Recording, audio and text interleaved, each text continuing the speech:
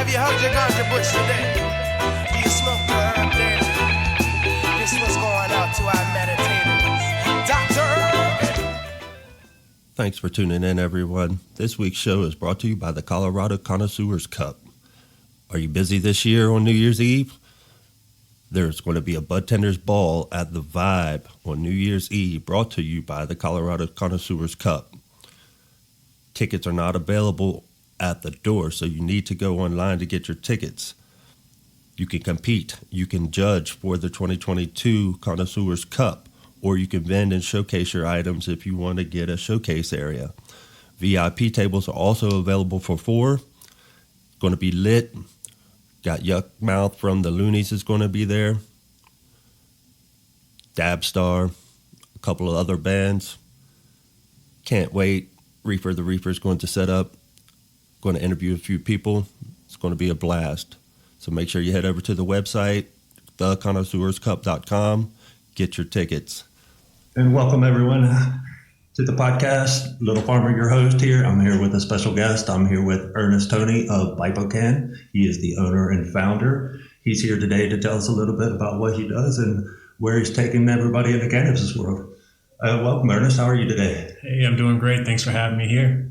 Cool. So could you let the people out there know exactly what BIPOCANN is and how you came up with the idea?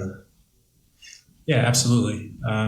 So started the organization in 2020. BIPOCANN is a national cannabis business membership organization and consulting firm. And what we are doing is trying to make the industry more accessible and profitable for minority entrepreneurs, professionals, and social equity applicants and operators. I started the organization, like I said, in 2020 amidst the pandemic. There's also a ton of social unrest happening in the country. I had been working for Marijuana Business Daily at the time. So if you're familiar with them, they're the industry's largest cannabis business publication for the retail and medical industries in the US and Canada. They also host BIPOCANN, the industry's largest cannabis business conference and expo. Now, I had worked for them for a couple of years on marketing and partnerships, and I felt like I was in a position where I had traveled not only across the U.S. but across the multiple countries, meeting people who were interested in these new cannabis markets and industries taking shape. And I guess what I saw was that there was not a whole lot of diversity in those rooms in business ownership and leadership. And 2020 was just that time where I think everybody sort of paused and was trying to reflecting on, what life looks like. For me, it was how can I spend my time, energy, efforts to do something for good, to help communities that I was tied to and felt strongly about. So, when I started BIPOCANN, I had no idea that it was going to be a business. I just know that I was in a position where I could help people get in, get connected, maybe make it easier for them to have some success in business. And that's how I got started. So you told me that you grew up in what state again? In Virginia. Virginia. Yeah. I wanted to say Kentucky, but Virginia. I'm from West Virginia, so we're not too far apart. And you said that your father was a correctional officer, or somebody in your family was a correctional officer growing up, and then you noticed a correlation of some of your neighbors and friends getting locked up. And could you explain that to the listeners out there, like you explained it to me? Yeah. Kind of the reason you got into cannabis, I believe, or at least that's the way I understood it. Yeah, it's funny because I think that definitely played a role, thinking about my background, where I came from, some experiences there, when it came time for me to start my organization. But a little bit of background. I grew up in a small town in rural Virginia. It's called Farmville. When I grew up, I think the population was around 6,000. Maybe there's 7,000 people there now, something like that. But, it's about an hour away from Richmond, out in the country. It has, pretty poor county when I was growing up, for sure. And it also is a unique place that sits at the center of some of America's major civil rights moments. Literally the county seat is about 15 miles away from Appomattox County, and that's where the Civil War ended. But also, back in the 1950s, there was a whole lot of issues in that town where, related to segregation and racism. And back in the 50s, there was a student-led walkout at the black public school on account of the poor and inferior conditions of the school. It was very overcrowded, unsafe, things like that. But anyways, like that movement was actually one of the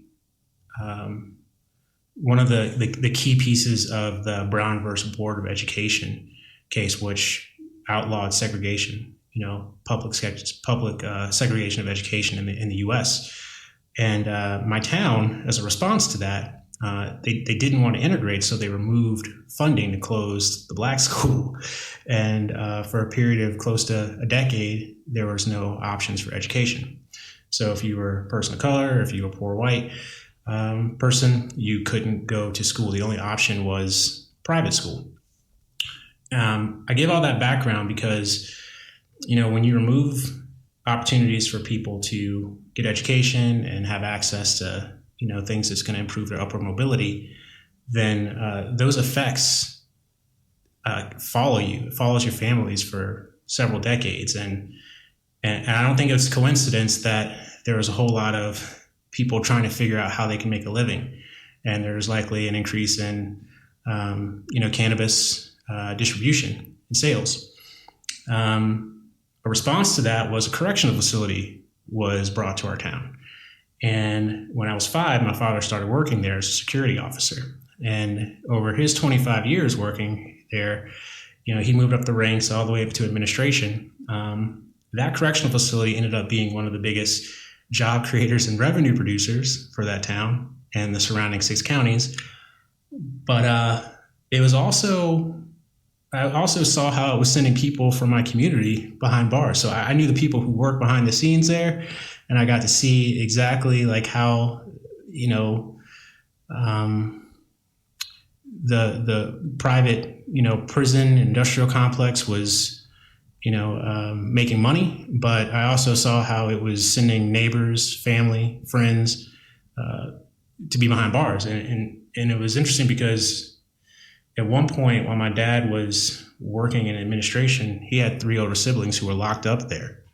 And when I would go home, when I would leave school to go to the jail, I would see one of my uncles out there pretty much every day. He was on work release, but he's in his orange jumpsuit, and I'd say hi to him and then immediately walk inside the building and see my dad and, like his boss and people from the county and things like that. So it's like I knew the people who worked there and the people who were, getting locked up. And I think what I saw was that a lot of folks from my neighborhood were the ones that were getting, targeted for cannabis possession. Because when I'd go across the street or a couple miles away to the suburbs, I knew plenty of people that used, but you never saw the police, stopping by and interrupting their day-to-day, their daily activities. So yeah, I have seen that in country West Virginia too. I'm from a small town country West Virginia, and a lot of poor whites and minorities were getting locked up and targeted, just as you were saying.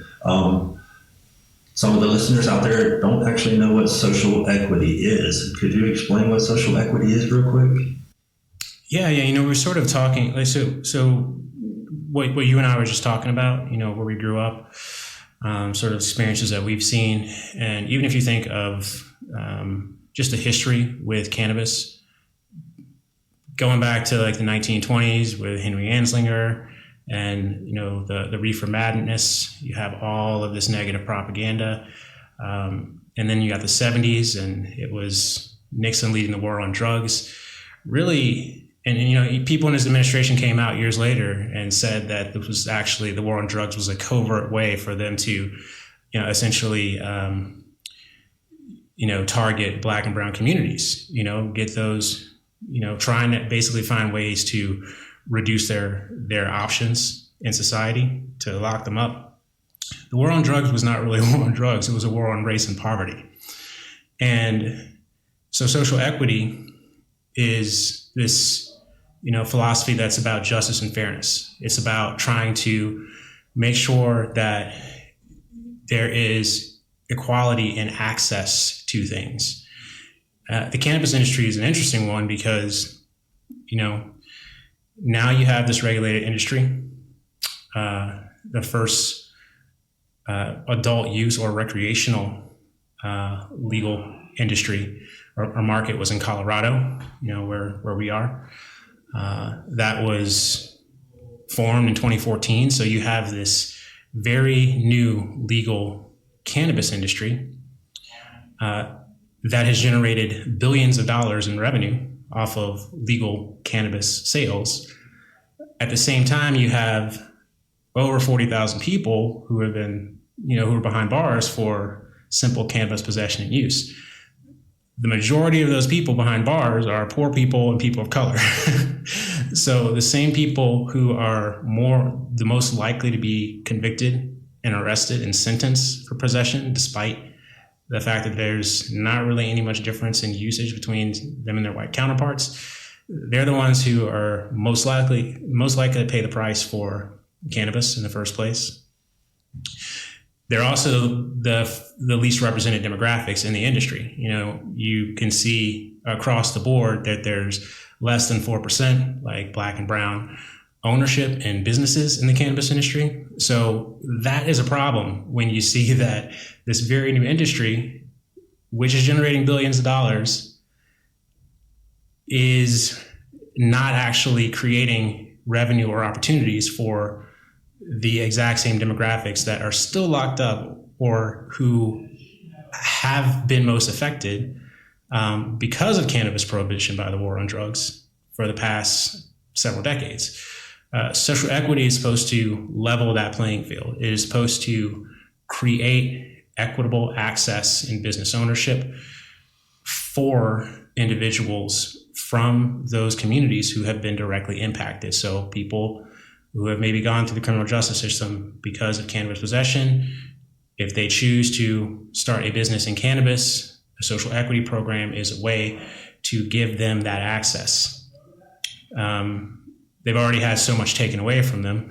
We talked about some of those, residual effects that happened when, in a lot of poor communities, like in the U.S., you remove a father, a mother, family figure from the household because of cannabis conviction, like those people can't make money, that's less income that's coming in. If that family someone from that family wants to start a business, but they don't have like the, decades of working and the capital to start a business because the law and it's in the first place is what put them behind bars, then they're even farther behind if they actually want to pursue that dream. Social equity programs can help mitigate some of those barriers, but that's just the idea. Thanks for bearing with my long-winded answer. No, that's a great answer. We actually met at a social equity meeting down at the Tetra Lounge, and you spoke, and that was after I had already tried to set up a dispensary, lost a lot of money, and that's when I had switched my website, moving more to an advocate myself and trying to find another niche into the cannabis community or the cannabis industry. And some of the things that you said at the meeting really struck. Could you kind of repeat some of those things, like how much it costs to get into the industry? What are some of the barriers there? What are some other options? What does it bring to your community? How many different jobs have you seen that are brought in just because of the cannabis industry, but you're not actually in the dispensary selling weed or growing weed? Yeah, absolutely. I'll try to touch on some of those. A few minutes ago, I shared that, we have in the U.S. this $30 billion cannabis market, right? Just in Colorado, like in the first 8 years of legal sales, there's been over $12 billion in revenue generated between 2014 to 2021 through legal cannabis sales.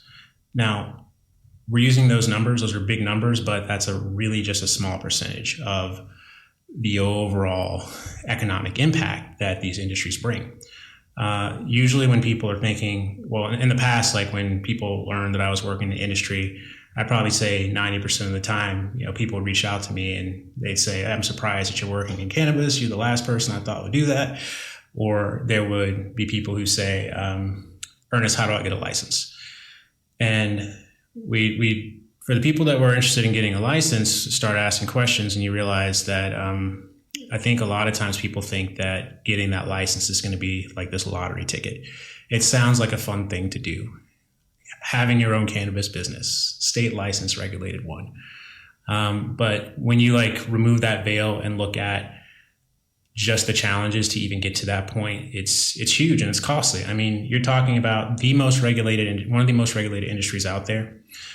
Cannabis is still Schedule 1. It's federal, due to the Controlled Substance Act. There are a ton of implications with that.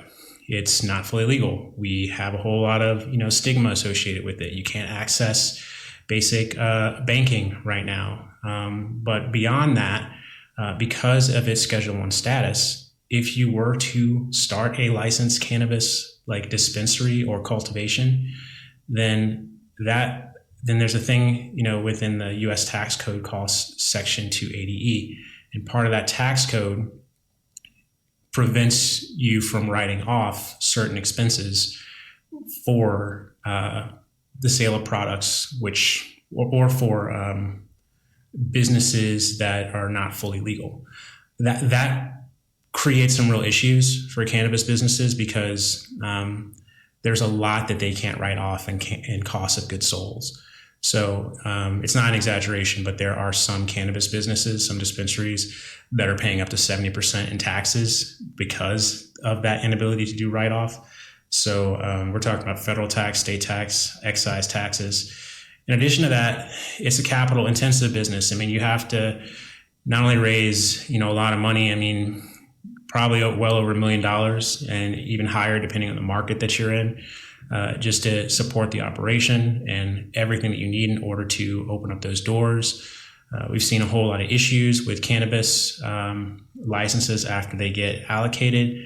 A lot of times they might be mired in litigation and lawsuits. So even in places like Illinois, when there was this promise to bring social equity to the state, licenses were awarded. There was a lot of, there was a lot of issues with how they were awarded, and then you had lawsuits which prevented those licenses from being functional for close to 2 years. Now, if you have a license and you're planning to open up a business and you can't because you have to pay rent on a facility for 2 years, those are other hidden costs that a lot of that many license holders have experienced. I know that that has been a reality for people in some of the early markets too. Remember, Dr. Shonda Macias, who runs Ilera Holistic out in DC. I remember hearing her speak about how, she had found a landlord, said that she was going to open up a cannabis, facility, went through a whole lot of struggles to actually get the license when it was finally awarded, ran into some issues with that, landlord not wanting to allow the business to actually function, changed his mind, and then, her paying rent for, a year and a half on a building. It's just a whole lot of complications, right? So something really similar happened in West Virginia where I'm from. I went back home. They were supposed to open a dispensary in my hometown. It was the only person in West Virginia who was from West Virginia that was awarded a license. So you sunk $250,000 and he had 3 licenses to open 3 dispensaries. In one town, he couldn't find a place to rent because it was it was zoned. He couldn't get in 3 times the rent, or it was just couldn't do the codes, couldn't get the walls high enough around it or something. In the other town, he even bought a building. It was great, right across from a church. The church didn't want it. The Methodist church was fighting against it, wouldn't allow it to go in. And the third one, he just he couldn't get the building up in time, so he never got one put up, I don't think, with all the costs, and he lost all his money. Yeah. I mean, And I've heard so many stories that are similar, with people putting in their life savings, borrowing funds, taking out loans. They might win a license and think that that's their lottery ticket, and they're just beginning, right? There's also, but you asked me another question. You talked a little bit about how, we met and, you had recently decided that you were going to pivot after not being able to get that license. So, doing more work on the advocacy side, even running this podcast, trying to figure out other ways that you could still participate in the industry. That has been something that I've been trying to educate, a lot of, folks about over the past couple of years. And as I was saying, when I got my start in the industry back in 2018, working for MJ Biz, we go out and host these major events. And in Vegas, like in 2019, I remember over 32,000 people being there. Okay.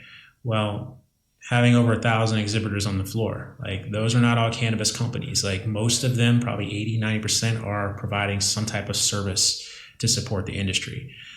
So may call that an ancillary business, something that is, adjacent to the plant. It doesn't directly touch the plant, but it is something that's critical to the supply chain or provides a service that a business owner could use. And that's where I see a ton of opportunity existing. And when I was using that number earlier, when we were saying, okay, Colorado has generated $12 billion in the first 7 years. The market is worth $30 billion at the moment. We're just looking at a piece of the puzzle. We're not talking about how much money are the lighting companies that sell the products make, or how much could you potentially make, as an accountant or a general contractor in this industry. I mean, if you were to think about this industry as any other type of industry, what are, every industry needs certain types of services. So I think a lot of times people get really laser focused on trying to get that license where they can own and operate, dispensary. And I definitely don't want to deter anyone from that. Especially if that's your dream and you want to go after it and you have the, the connections and the means to make that happen, go for it. At the same time, I just want to make sure that people are aware that there are a ton of other ways that you can directly be involved in this industry too. That's one of the things that I haven't seen social equity really touch from a policy or program aspect. I mean, so much of it is about, okay, let's create access to licenses for plant touching businesses. But it would be pretty cool if there was some programs out there that could also tackle the minority business ownership problem by also being able to support some of these services, ancillary businesses that also touch the industry. There's really hundreds or thousands of different ways to be involved. But delivery, packaging, logos. One of the biggest things is compliance. If anybody is into compliance, and you can help a business stay in track, because there's so much things that you have to comply with, so many rules, so many laws, lawyers, anybody. There's tons and tons of opportunities within the industry without owning the license, like you said. Yeah, absolutely. And my business is an example of that too. Like I said, we are trying to remove some of the obstacles for people to get into the industry, to start their business, to make, referrals and connections. And, we are forming some strategic partnerships with local operators, some multi-state operators. We are working with cannabis companies, cultivators, delivery, manufacturers, and everybody there needs some type of assistance. Obviously, capital is the biggest thing that has been the biggest barrier for everybody, quite frankly, in this industry over the past couple of years. But even beyond that, our service is one that is trying to help the business owner figure out the tools and resources they need to enter and to grow their business. So you are not only here in Denver, you said you're national. So I know you have an office in Virginia. You mentioned Massachusetts, a lot of new states showing up. If anybody wanted to get involved or get in contact with you, how would they go about getting in touch with you?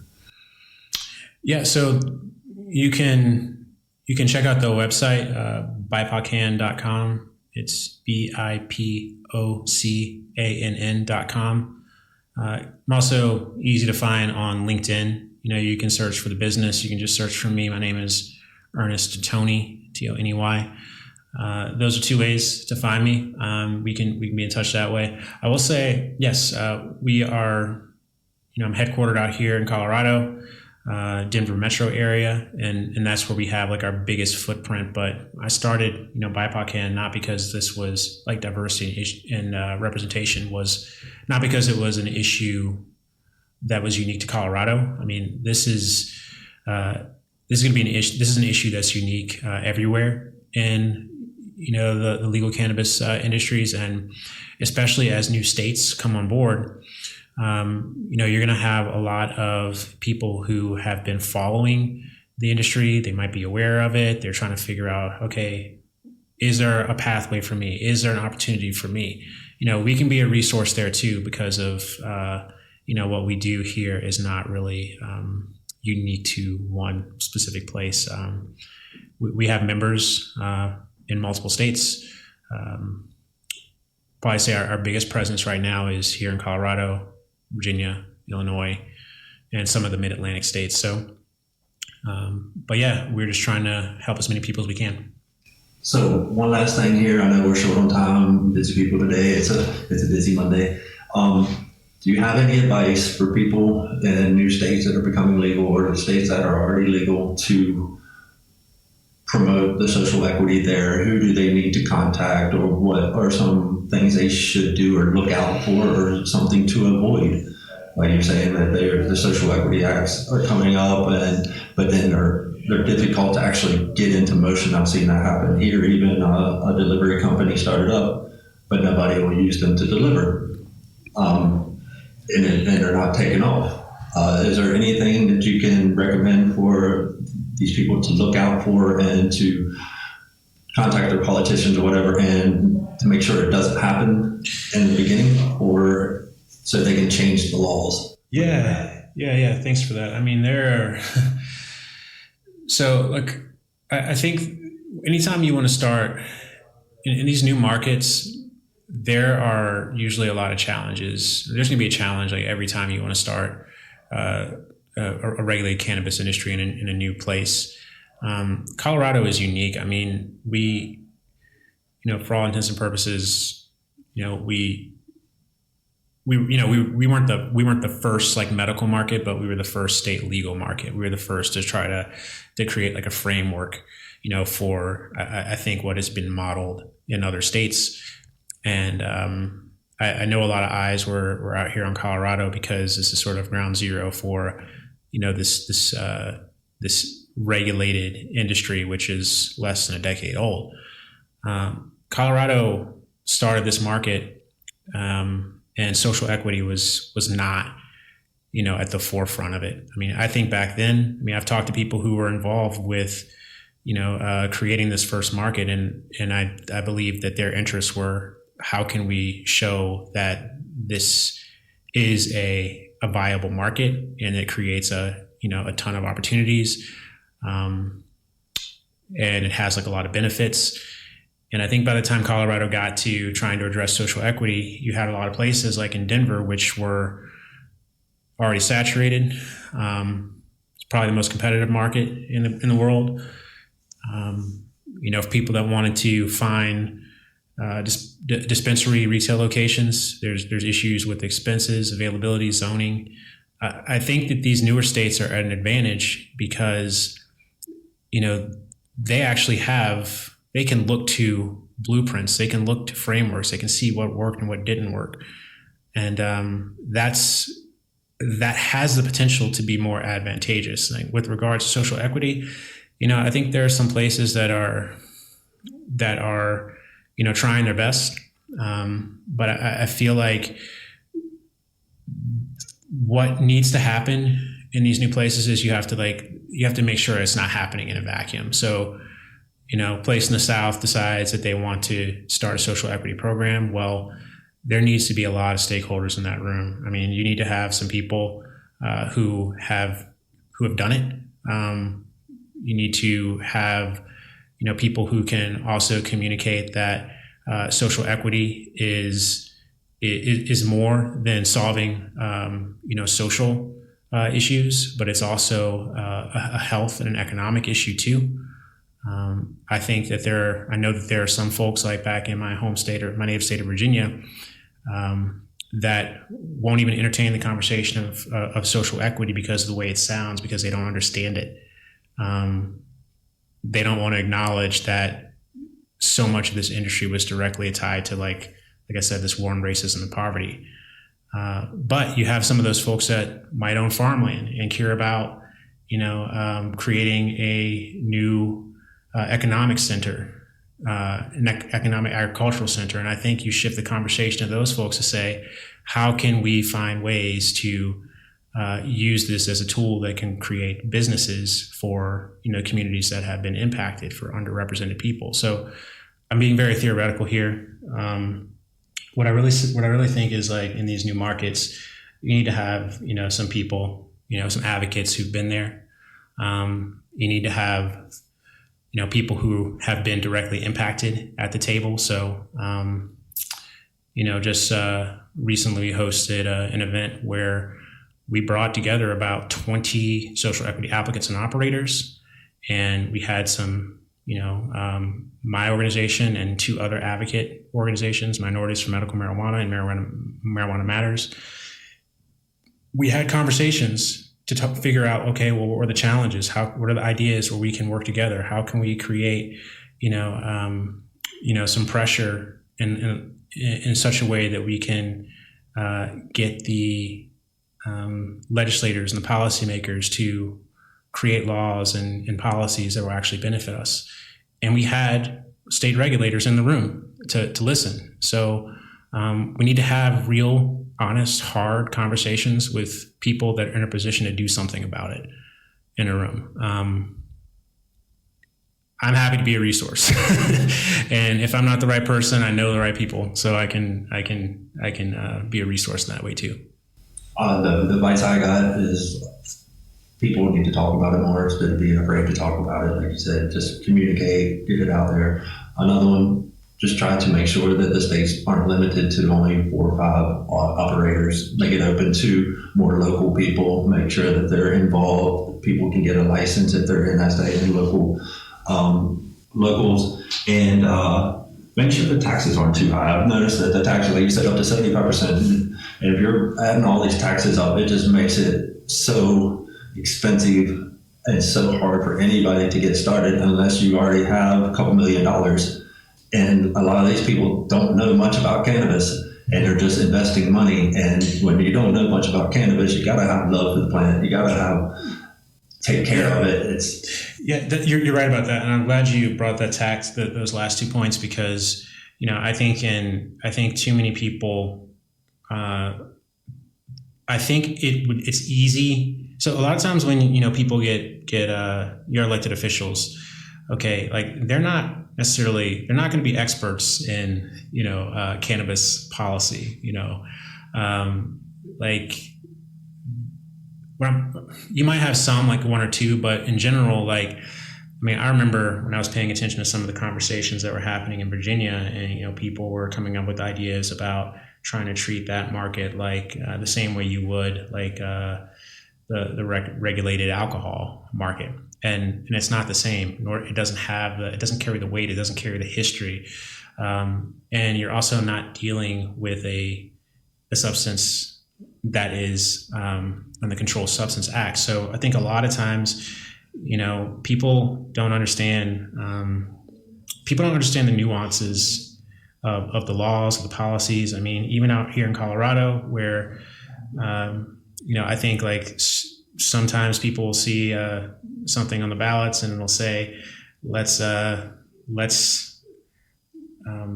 tax the cannabis companies more, and give it to and make the funds go to something that is education in marijuana. Yeah. That's what happened here. It wasn't. They were like, we're going to throw some money into the public school system. But then what I heard, a lot of the money actually went into training police officers on cannabis or cannabis education. instead of public schools, and it just kind of got shifted to another place. If you do have the alcohol and regulate like tobacco, those even our food is not highly regulated like the cannabis is. Mm-hmm. Cannabis is over regulated. Yeah, and you have to take some of this regulation out, I believe, to make sure in other states you don't over-regulate it, overtax it, because you're just going to shift more money back into the black market, which is even going to be harder to deal with once it's legal, because it's there. Yeah, I mean, and that's another great point too, and that's happening in a lot of states right now because, like, California. Yeah, I mean, the biggest example right now. Yeah, and for those folks, like, does it really make sense for, like, they already have like their customer base and a distribution network? There's, does it really make sense for them to try to go through the process of doing this in a way that, like, I don't know, like, I think getting rid of taxes, getting rid of that section, definitely like lowering them or finding ways to offset it needs to happen, because not only is it difficult for companies to be profitable, but I think it's also going to make it that much harder to incentivize. It's just such a capital intensive business, if you want to be on the plant touching side, that, I mean, there has to be more incentive and pathways for people to get in. I totally agree with that. So I highly appreciate you coming on the show today, Ernest. I know you got another appointment here, so we got to get out of here. But it was a pleasure talking to you today. Definitely going to keep in touch and help out as much as I can. Virginia, if you are wanting to get into the business, make sure to get in touch with Ernest here. He can help you out, give you some advice. I think Maryland's becoming legal too here to grow 2 states very soon. So you guys, these are some things to look out for. And if you're getting into the business, good luck, and tune in next week. We'll have another episode, and thanks for tuning in. Peace.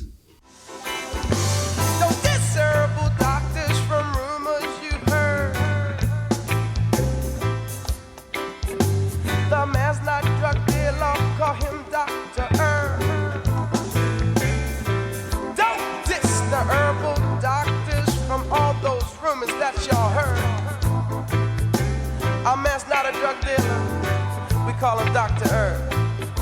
For the healing, meditation, and good vibration.